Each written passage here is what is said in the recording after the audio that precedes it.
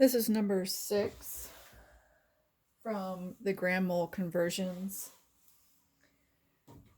So number 6, exactly 100 grams of solid calcium oxide is combined with exactly 100 grams of solid diphosphorus pentoxide. This reaction produces solid calcium phosphate. Assuming 100% yield, how many grams of solid calcium phosphate will be produced? So we are given calcium oxide and diphosphorus pentaoxide. It should react and give us calcium phosphate. So let's write down that equation. So we have calcium oxide and diphosphorus pentaoxide. So phosphorus di, there's 2. Pentoxide is oxygen, there's 5, the penta. And it gives us calcium phosphate. So let's look at each of our compounds and make sure the ionic compounds are balanced. So calcium, when I look at my periodic table, is a +2. Oxygen is a -2. So this ionic compound is balanced. This P2O5, diphosphorus pentaoxide, is a molecular compound, covalent compound, because it's 2 nonmetals. So we write it as it's given to us. The di means there's 2, penta means 5, and oxide, oxygen. Calcium phosphate. So calcium is a +2. The phosphate is one of our common ions. Phosphate is PO4. It has a -3 charge. This ionic compound is not balanced, so we need to balance it. This is a +2, this is a -3. 2 and 3 go into 6. So that means we need 3 calciums to give us a +6 charge, and we need 2 phosphates to give us a -6 charge, and then this ionic compound is balanced.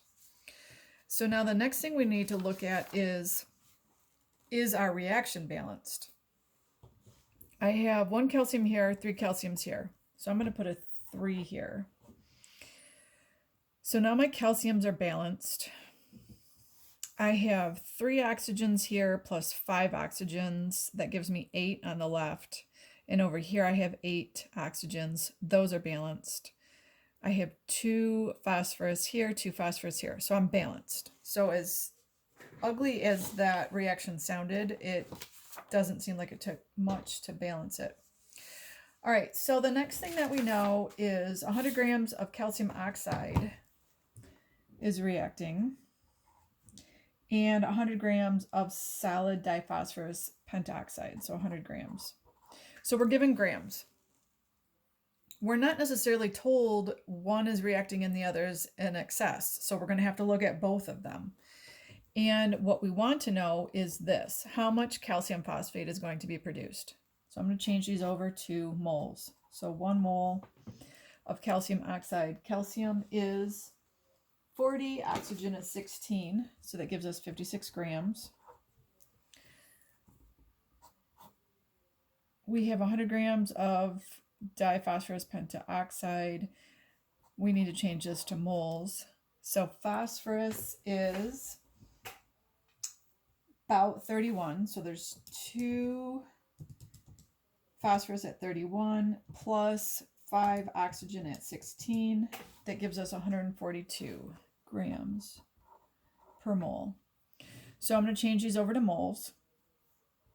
So 100 divided by 56 gives us about 1.79 moles. 100 grams of the diphosphorus pentaoxide, 100 divided by 142 gives us approximately 0.70 moles. So this is our before. We have 0 moles of calcium phosphate that we are starting with because that will happen after the reaction. So then, if we assume that the calcium oxide is going to be our limiting reactant or gets used up, I'm going to subtract the 1.79 moles. This is our change. That would leave us with 0. Now let's look at this diphosphorus pentaoxide does not have the same molar ratio. This is 1/3 of this, 1.79.